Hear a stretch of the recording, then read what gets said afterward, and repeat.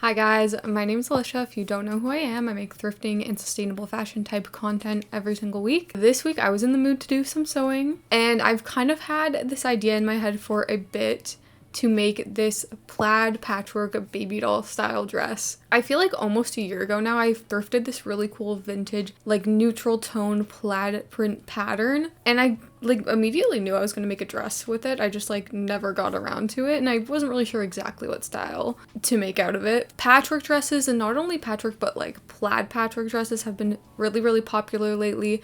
I've been seeing them on Teddy Fresh, on the Ragged Priest. So I thought this would be the perfect project for this fabric. Also, a while ago I thrifted this really cute green little plaid skirt. Unfortunately, the elastic band was just completely disintegrated. So my original plan was just to replace the elastic, but I realized I could totally just repurpose it for this project. And I think these two fabrics are going to work really well together. They're both pretty much the exact same size of plaid print, and I feel like the gray brown tones of the original fabric and the green is just going to go really well together. It's going to be subtle, but I think I'm going to really like how it looks. And I basically wanted to base this new dress off of this one that I currently have. I just really like the shape of it, the bodice. That was kind of the inspo. So I just kind of sketched it out. This is the design I came up with. I'll just insert a picture because I think it's blowing out here. But we basically just have the bodice part, which like I showed is going to match the dress I'm getting the inspo from. And then the dress is basically going to be split into quarters. So it's going to have two tiers, and then each tier will have a different colored panel on either side. I want to keep the bodice solid because I don't want it to be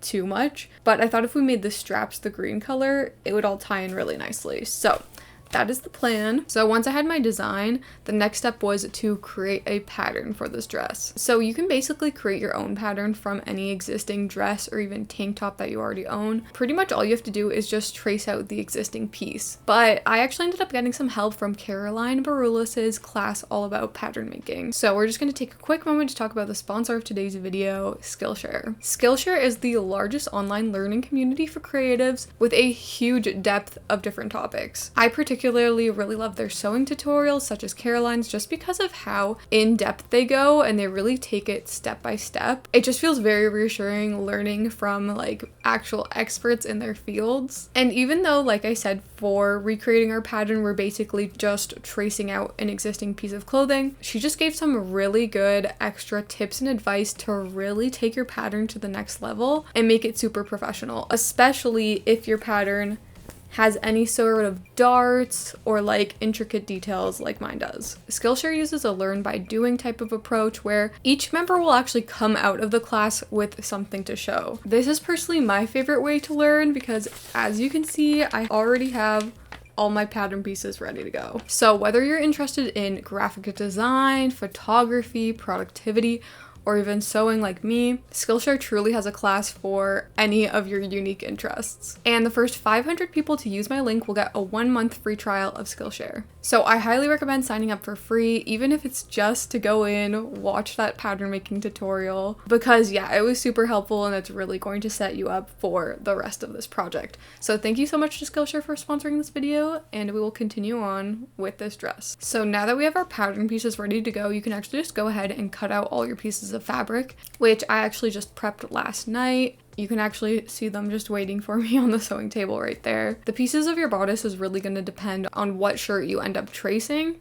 but for me, this is what mine ended up turning out. Basically, I have 2 pieces for the front part, 4 pieces for the back side panels, and then 2 pieces to create the one back shirred panel, because as you can see, my dress actually has a shirred component on the back. You definitely do not have to make your bodice this complicated. You could literally just have, your front piece, your back piece, put it together.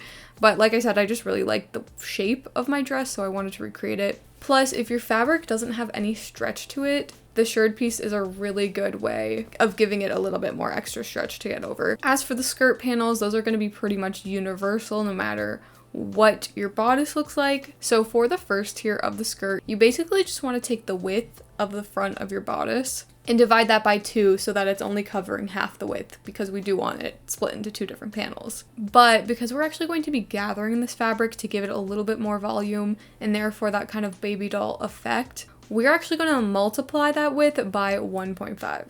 Plus, you do want to make sure to add seam allowance. I'm personally going to be using 1 centimeter of seam allowance, so I'm just going to add 2 centimeters to that overall width to adjust for seam allowance. So for example, the width of my bodice was 42 centimeters divided by 2. That equals 21. 21 times 1.5 equals 31.5 plus 2 equals 33.5. So that is going to be the width of my top tier panel. As for the length, you just want to take the overall desired length of your skirt. Once again, divide that by 2 because there are 2 tiers to the skirt. And then once again, just add a couple centimeters of seam allowance. So for example, the skirt on my dress that I'm recreating was 55 centimeters. Divide that by 2 gives us 27.5. Adding 2 centimeters gives us 29.5. So there we have the length and the width of our 4 panels that are going to represent the first tier of the skirt. And then for the final tier, it's basically the exact same thing, except we want to multiply the width by 2 this time rather than 1.5. This is just going to give us that extra volume that's really going to kind of puff up that bottom tier. And you do want to give a few extra centimeters of seam allowance because we are going to have to hem the bottom. So it's good to just have a little bit extra, especially if you want to do a thicker hem. So by the end, you should have 4 panels for the top tier and 4 panels for the bottom tier. Half of them should be one color, the other half should be the other. So now that we have all of that sorted out, we can finally get to the sewing table, and we're going to start with constructing our bodice. So the first thing I needed to do was add the darts to my bodice. If your garment doesn't have darts, you can obviously skip this part, but I basically just measured out where the dart needed to be added and marked it with chalk. This will be the center point of the dart. Then from there, I marked out how long my dart needed to be. My dart is only 1 centimeter wide, so at the base, I just marked half a centimeter on either side of the center line. Then I just drew a new line from the base to the end of the dart on either side, basically drawing a little triangle.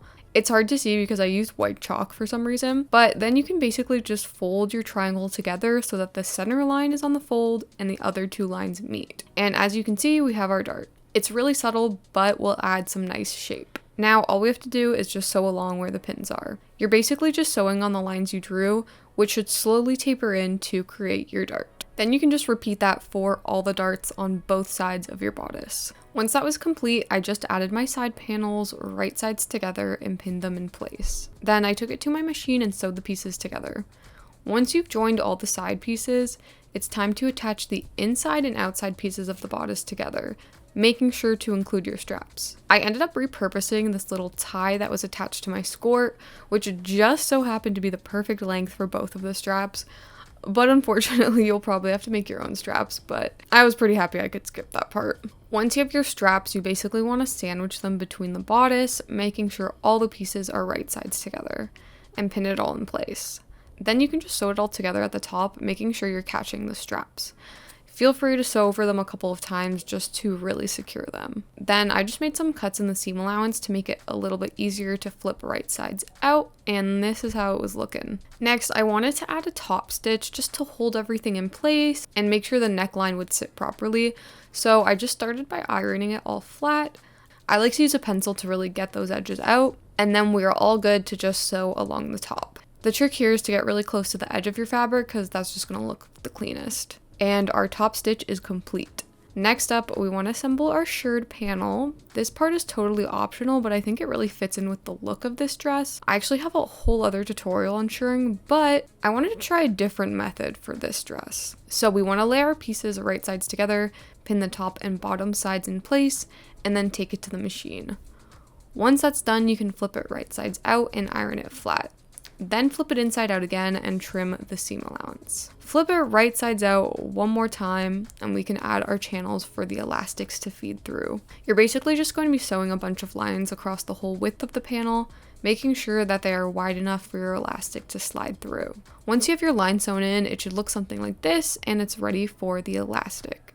So I'm basically just taking a safety pin and feeding the elastic through, making sure to secure it on either side. And then you just need to repeat that for every channel.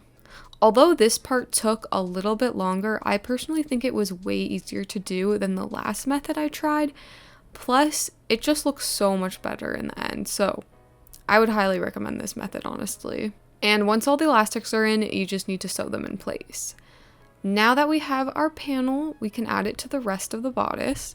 As you can see, I already completed one side, so I'm going to show you how to do it on the other. I decided to use bias tape for this just because I wanted it to have a very clean look. You want to start by attaching the bias tape to the shirred panel and sewing it in place. Then line up the other part of your bodice, right sides together, and fold the bias tape over in place. At this point, you also want to add your strap, which I kind of forgot about, so I'm just adding it in now, and just sew it all in place. And you should end up with a really nice, neat, and clean seam.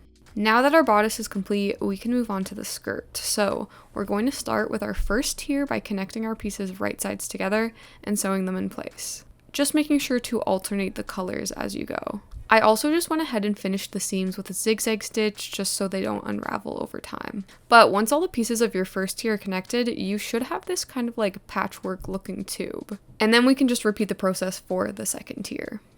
Now that we have our tiers, we want to gather them together. I actually tried 2 different methods for this. The first method is where you basically just want to sew 2 lines at the top of your tier, making sure you don't do a back stitch and that your stitch length is nice and long. Then all you have to do is hold the bottom of the thread and gently pull on the fabric. As you can see, it will start gathering right away. And just continue doing that around the whole width of the skirt. Once it's gathered, just make sure it's the same width of your bodice and we can attach it. So as per usual, right sides together, pin it all in place, and then all you have to do is sew.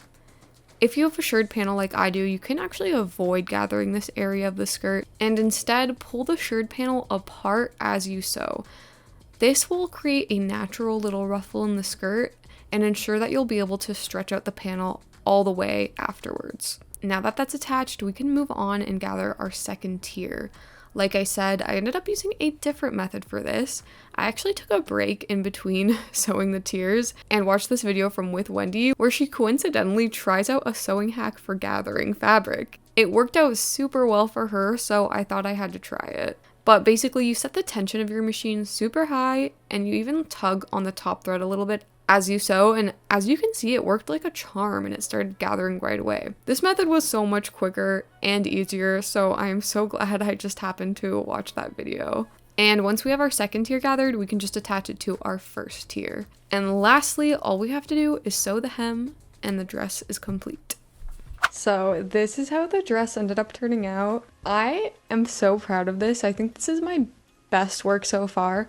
Not just in terms of like the construction of it, but also just the style. Like I feel like this is so me, and I feel like a lot of the pieces I make, I don't really wear that often, but this one I feel like I'm going to wear all the time. It's pretty much exactly what I imagined, which is perfect. And yeah, I'm just like super in love with how this design ended up turning out. I love that I just did 2 different types of prints and colors. I think they just go so well together. I love like the symmetry and how everything lines up perfectly. I love like the different colored straps. It's just like all so good. And the project honestly went so smoothly. This was super easy. The bodice was definitely the most complicated part, but other than that, it was just really, really simple. And I think like most of that is honestly to the fact that I took so much time planning it out and making the patterns like perfect. So I think it is totally worth it to take that extra time and create your patterns so you know everything's gonna work out. But yeah, this dress is so awesome. The patchwork, everything, the plaid. This is what the back looks like if you're curious. I feel like the shirred panel just looks so good and so professional. So let me know your thoughts if you guys like this design that I came up with,